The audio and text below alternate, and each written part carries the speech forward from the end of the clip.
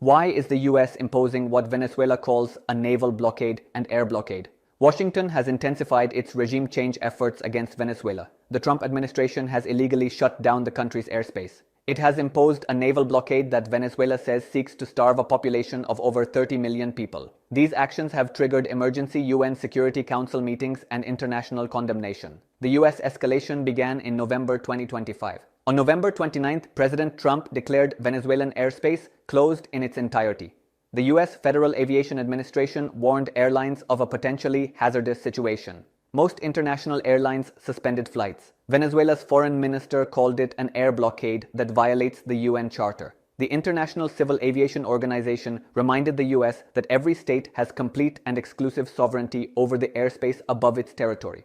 The naval blockade followed shortly after. On December 10th, Trump announced the US had seized an oil tanker off Venezuela's coast. He designated the Venezuelan regime a foreign terrorist organization. He ordered a total and complete blockade of all sanctioned oil tankers. US authorities imposed sanctions on 6 shipping companies and 6 vessels. Venezuela described these actions as a unilateral naval blockade.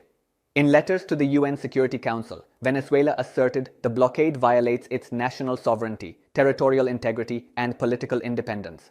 The human cost is mounting. US strikes on vessels alleged to be carrying drugs have killed 105 people since September 2nd, according to US authorities. The UN High Commissioner for Human Rights warned these airstrikes violate international human rights law. He stressed that drug trafficking is a law enforcement matter governed by strict limits on lethal force. Venezuela's population of over 30 million faces economic strangulation.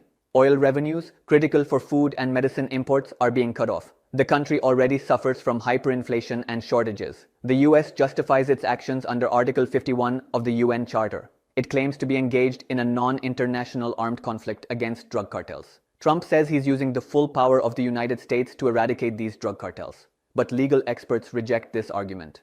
They question whether drug trafficking constitutes an imminent armed attack under international law. UN Assistant Secretary General Khaled Kiari briefed the Security Council on December 23rd. He warned the US military presence has expanded since October, further heightening tensions. He noted that the US described its military deployment as part of a non-international armed conflict against drug cartels. Kiari emphasized that countering illicit trafficking needs to be conducted in accordance with international law. The Security Council is divided. The US claims Venezuela's government is linked to narco-terrorist cartels. Russia and China condemn US actions, accusing it of threatening regional peace. They call for restraint and peaceful settlement.